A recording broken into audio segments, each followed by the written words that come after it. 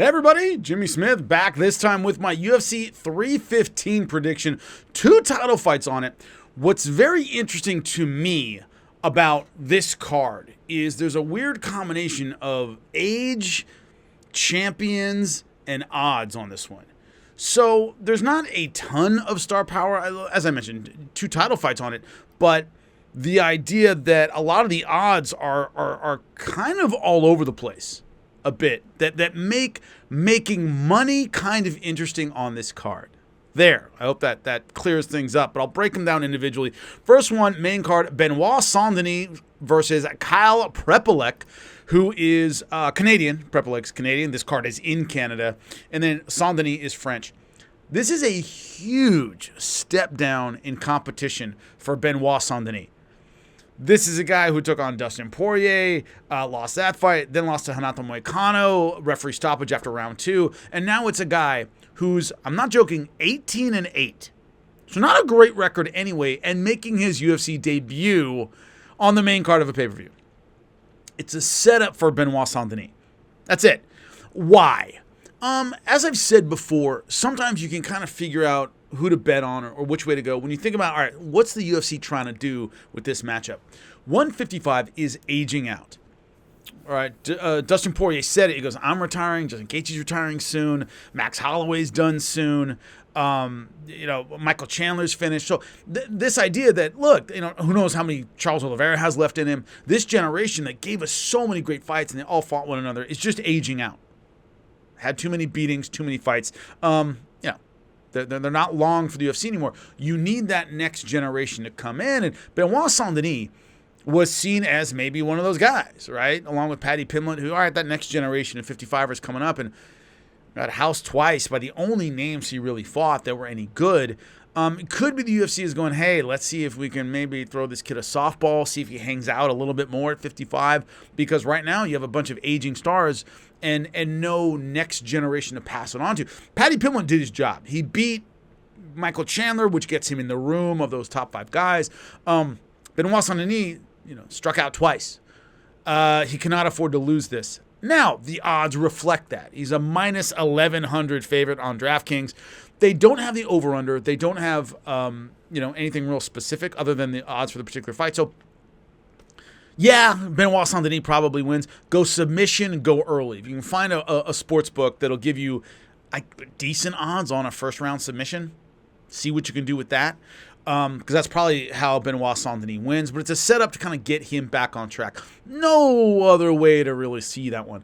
So, moving on to Alexa Grasso versus Natalia Silva. This is another one. Like I said, a theme here is going to be odds. And where you think someone's too old or not in their prime against a young up-and-comer. And Alexa Grasso, former champion, 3 fights in a row with Valentina Shevchenko. A win, a draw, and a loss. Okay, she's 1-1-1 against Valentina Shevchenko, but she's a serious dog in this fight.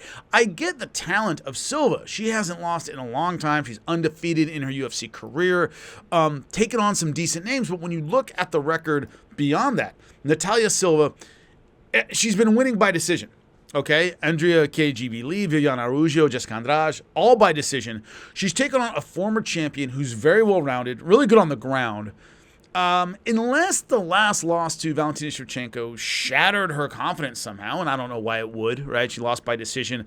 And the draw and the loss, very, very close. It wasn't like she was blown out and shown she doesn't really belong there. That first win was just a fluke. She's not one of those, right? She's still very, very talented.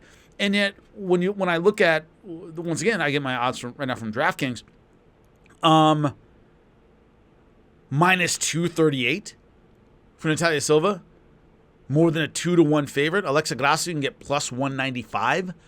You get 2-1 money on a former champion to take on, yes, a streaking, very, very, very, very tough fighter who's extremely good, who's taken on some really good names, but 2-1?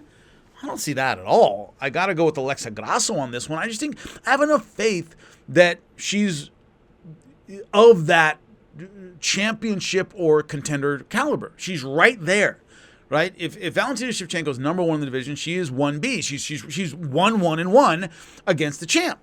Now, regardless of the draw fight, I thought, Shevchenko won it, but not by a lot. So as long as she's proven to not be of that class, so to be a 2-1 dog, I guess you're betting, which does happen a lot when, fighters lose their title like that. The bounce back can be really tough mentally and physically. So maybe people are betting on that. I just think it's a streak thing. That the record of Natalia Silva is good, so people think she's gonna, I guess, run over a used up former champion, but I don't have any reason to believe she's used up. I just don't like the odds on this one, so I gotta go with Alexa Grasso. It'll probably be a long fight, probably by decision, but I got with Alexa Grasso. There you go. Moving up in the card to, of course, an absolute legend, no other way to say it, Jose Aldo versus Aiemann Zahabi. There's so many ways to look at this fight, right? So before I get into the odds, Jose Aldo, number one all-time to me at featherweight. He is just off my Mount Rushmore. I think he's like 5th on my list of all-time greats. Incredible, explosive, had a new lease on his career at 135 pounds. Has taken on and beaten some really, really good names, even though I think he's 70% of what he was, maybe. And yet he still has a decent run at 35. But recently, of course, losing to Merab Dvalishvili, the current champion, by decision. And, after that, of course, Mario Bautista lost to him by decision. And then you have the Jonathan Martinez fight sandwiched in between there. But wins over Marlon Vera, Pedro Munoz, Rob Font, really tough guys. A 70% Jose Aldo is better than 100% of so many fighters. But 38 years old, been through a lot of wars. He is not getting any younger. He's been through some incredible, hellacious fights. He's 41 fights in. So when is the cliff coming? That is really the question. Aiemann Zahabi is a guy who's on a streak right now, 5 in a row. Pedro Munoz last time out, but that was Pedro Munoz's 3rd loss in a row, if I remember correctly. And then the other 4 names, Ricky Turcios, tough dude, all right, nobody great. Javid Basharat was a decent fighter, right? But no huge names. It's the idea that I would have more faith in Aiemann if he was more of a pressure guy, right? Hit a little bit harder. He's herky-jerky. He's really awkward. Kind of does the Philly shell. A lot of big overhand rights, but he brings pressure and then he stops, and then he moves a little bit, and then he brings pressure and he stops. If this were a bigger, more physical guy who could bring the kind of pressure that Jose Aldo doesn't deal with as well, doesn't deal well with anymore, I would have more faith in him, but he doesn't bring pressure all the time. He brings it and he stops, and he's a real awkward fighter. So it's very difficult to break this fight down and see who's going to win tactically. Because Jose Aldo's still fundamentally really sound, really solid, but that timing to catch a guy coming in who's bringing pressure, that's tough. And then physically, camps get so much harder, and you just wear down more than you normally would. And so a pressure guy would wear him down, but Aiemann doesn't bring that pressure all the time. But looking at the odds is really a defining thing for me. Right now, Jose Aldo minus 218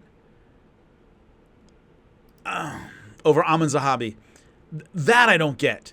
You have an aging former champion, aged, not aging. He's 38 now, which is pretty ancient in fight years, especially at his weight class. You're betting the cliff is coming at some point, and could this be the fight? Good chance. But if they were even odds, I think Jose Aldo's a good bet. But we're not getting even odds. He's a 2-1 favorite. Very, very big favorite, which is weird at this stage in his career with all the fights he's been through. So I got to go with the upset. For the money, I have to go with Aiemann Zahabi. And probably by decision, because Jose Aldo's still tough as a nail. And, Rob Dvalishvili wasn't able to finish him. So I got to go with decision and go with Zahabi. You can get 2-1 money on a champion who's been through a lot.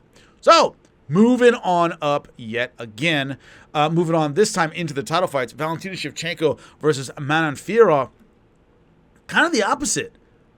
When I was looking at the odds here, I was doing my research and everything, I couldn't believe it. Valentina Shevchenko plus 124. You can get plus money on her. I don't know if you've ever been able to get plus money on her as champion. ever. Ever. Maybe the Alexa Grasso rematch, one of them. Guys, do your research and tell me. I don't know. But I don't recall her ever being a dog. She's a dog as a defending champion now. And Manon Fiorot is minus 148. So a pretty significant favorite over Valentina Shevchenko. When I look at Fiorot, once again, she's not a fantastic finisher. That's been the issue. She hasn't gotten a finish since 2021. So she's beaten some tough fighters, but she isn't super dangerous. When you're taking on a champion who's been through a lot, does she have the fire after, getting her title back from Alexa Grasso? Because that little fire under her for sure to get better is, man, I lost the title, I need to get it back. She got it back. So now she has to kind of like re-up and get energized again for another dangerous contender. Maybe she doesn't do it, but Fiorot isn't super dangerous. And when you're taking on somebody like that, a younger fighter, you've been through a lot, you've been champion for a long time and number one for a long time. When you're taking on a heavy hitter, somebody really comes after you, it's like, oh, God, do I have to do this again? I see it a million times, especially in boxing where you can kind of survive and curl up and be okay.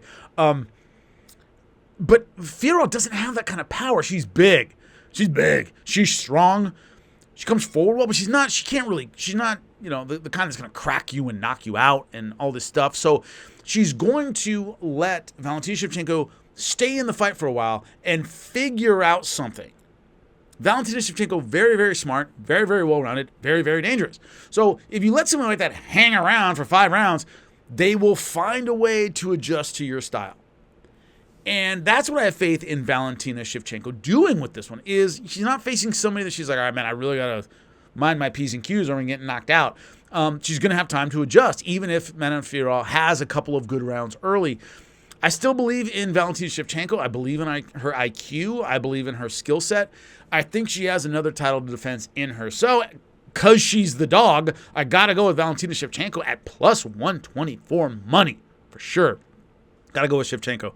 Probably by decision or late finish.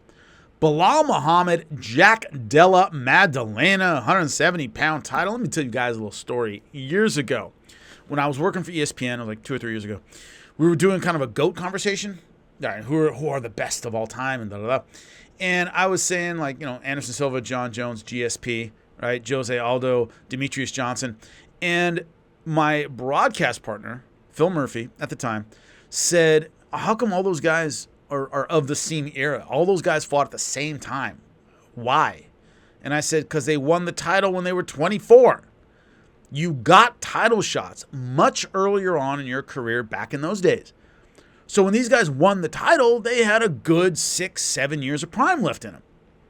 And when I was having that conversation, I said, imagine if somebody like, and I picked Belal Muhammad. I said, imagine like Belal Muhammad becomes champion. He won't win till he's in his mid-30s. I said, how long of a run can he possibly have? He's got another couple of years of prime, maybe. And then he does it. He wasn't champion at the time. He won the title, and here we are. How does he do his first title defense at 36 years old, right? Having a whole career behind him, mostly winning by decision. We'll get into that in a minute. So it's the difficulty of the modern era of the UFC is guys tend to need 10 fights, and they're 34 by the time they get a title shot in a lot of cases. Early 30s, late 20s. Used to be like early mid-20s, you got your first title shot. GSP got his first title shot, second, third fight in the UFC? Fought Matt Hughes. Lost, but came back, won some others, and won the title, and he was in his mid-20s, right? So, yeah, he had a long run. He set the record for title defenses and all that stuff because, he was right in his prime. So, Belal Muhammad is not in his prime. He's also a guy who, and he fought a guy named AJ Matthews in Bellator. So I remember Belal Muhammad on the come-up. He won decisions back then. He has 18 decision wins, folks. He just goes long every single time. GSP is a great example. He finished on a lot of decisions, but early in his career, he got rid of a lot of guys. He finished his career with like 7 decisions in a row or something. But before that, he was blowing guys away and then, became a decision guy later. You can do that, okay? But early on in your career, you're not having long fights that are wearing you down. Belal, even early on, when he was fighting guys who weren't on his level, regional shows and stuff like that, he always won by decision. It's a lot of miles, man. A lot of miles on your body because you're going hours every single frickin' time. Put it all together, it adds up to hours and hours and hours and hours in the octagon or the cage. So that's the negative for Belal. Style-wise, I think he's a good fit to beat Jack Della Maddalena. He's a great short-range puncher. His wrestling is great. His cardio is great. Unless injuries have caught up with him that we're unaware of. He always comes in shape, all that stuff. So Jack Della Maddalena, more of a striker than anything else. Big for the weight class, but doesn't have the resume. I was on Submission Radio a couple weeks ago, and another coach and I were talking about this, and he said Jack Della Maddalena has one of the weakest resumes of a welterweight title contender in the modern era. Right? Now, a lot of people were critical of Colby Covington's last title shot, but the guys he lost to, Kamaru Usman, right? He lost to really, really, really good guys for the Leon Edwards fight. And so when you look at it, it's one of those things where he fought Gilbert Burns a year ago, best name of his career, and he was losing, if you remember that fight, right up until the knockout at the end. Before that, Randy Rude Boy Brown.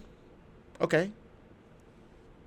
Good guy, right? But the idea that you know, that's an incredible resume, and then after that it was Kevin Holland. I'm sorry. So it was, you know, Randy Brown, Kevin Holland. There was one in the middle there, and then the Gilbert Burns fight. So he doesn't have a great resume. He has great talent, you know. So can Belal kind of grind out another decision win before the sand runs out of his hourglass? Because I think he has much bigger challenges later on. I think Sean Brady's really, really good. I think Shavkat Rakhmonov is really, really good. Ian Machado Gary showed he has a ton of talent, great outside striking. You might have, obviously, Islam Makhachev coming up. That would be a real challenge. So any of those guys, we have to reassess and see where we are. But I think Jack Della Maddalena, doesn't have quite enough experience. He's a little too one-dimensional, taking on a guy who I think has one title defense in him physically. He might look great, and I think he has two in him. It's possible. But, you know, at his age with his style, it all catches up with you at once. You know, so I think definitely the candle's burning at both ends for Belal Muhammad, but I think he has one title defense in him. So I go Belal Muhammad by decision, which is the only way you can go with Belal Muhammad. That's my pick for the main event. Let me know what you think in the comment section. I appreciate all the love, all the comments. And I'll be back next Monday to own all my picks. Later.